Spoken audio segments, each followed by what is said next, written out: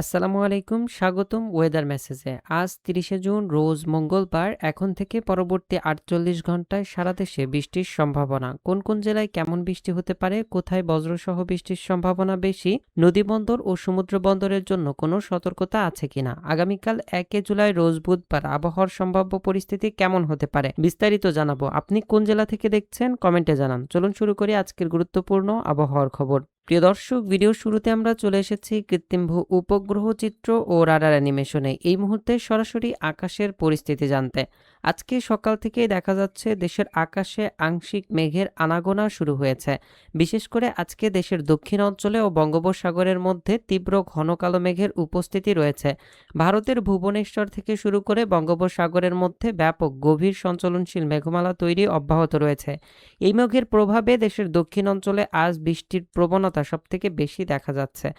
Radar animation থেকে দেখা যাচ্ছে এই মুহূর্তে খুলনা সহ বরিশাল উপকূলের দিকে বৃষ্টি চলমান রয়েছে। এছাড়াও খুলনা বিভাগের বেশ কিছু জায়গায় বৃষ্টিবাহী মেঘ হতে লক্ষ্য করা যাচ্ছে। এছাড়াও ঢাকা, ময়মনসিংহ, সিলেট, রংপুর সহ চট্টগ্রাম বিভাগের আশপাশেও বৃষ্টিবাহী মেঘের আনাগোনা তৈরি হচ্ছে। প্রিয় দর্শক, আজকে সকালের পরবর্তী সময় হতে দুপুরের মধ্যে খুলনা বিভাগ সহ বরিশাল বিভাগের মধ্যে হালকা থেকে মাঝারি ধরনের বিক্ষিপ্তভাবে বৃষ্টি বয়ে যাওয়ার সম্ভাবনা রয়েছে।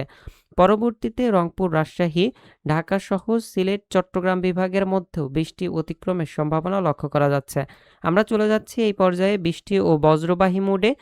যেমনটা দেখতে পাচ্ছেন, আজ সকাল থেকেই দেশের আকাশে বৃষ্টির প্রবণতা লক্ষ্য করা যাচ্ছে এই মডেলগুলো থেকে, এবং দুপুরের মধ্যেই দেশের দক্ষিণ অঞ্চল, মধ্য অঞ্চল সহ খুলনা বিভাগের প্রায় প্রত্যেকটি জেলাতে, এছাড়াও বরিশাল, ময়মনসিংহ ও সিলেট বিভাগের মধ্যে বৃষ্টি অতিক্রমের সম্ভাবনা বেশিরভাগ এলাকায় লক্ষ্য করা যাচ্ছে।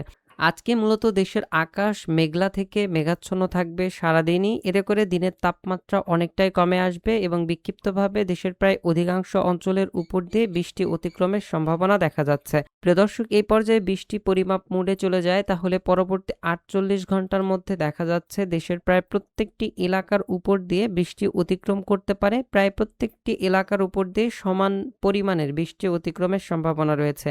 প্রায় ৪০ থেকে ৪৫ মিলিমিটার, কোথাও কোথাও ৫০ থেকে ৬০ মিলিমিটার পর্যন্ত বৃষ্টি অতিক্রমের সম্ভাবনা লক্ষ্য করা যাচ্ছে। প্রিয় দর্শক, এই পর্যায়ে আমরা চলে যাব আগামীকাল বুধবার সকাল থেকে আবহাওয়া পরিস্থিতি কেমন থাকতে পারে। যেমনটা দেখতে পাচ্ছেন, বুধবারও সকাল থেকে সারা দেশের আকাশ মেঘলা থেকে মেঘাচ্ছন্ন থাকবে এবং সেই সাথে বিক্ষিপ্তভাবে দেশের প্রায় অধিকাংশ অঞ্চলের উপর দিয়ে এক দফা করে বা দুই দফা করে বৃষ্টি অতিক্রমের সম্ভাবনা লক্ষ্য করা যাচ্ছে এই মডেলগুলো থেকে। বৃষ্টি বজ্রপাত মোড থেকেও দেখা যাচ্ছে একই পরিস্থিতি রয়েছে দেশের আকাশের মধ্যে।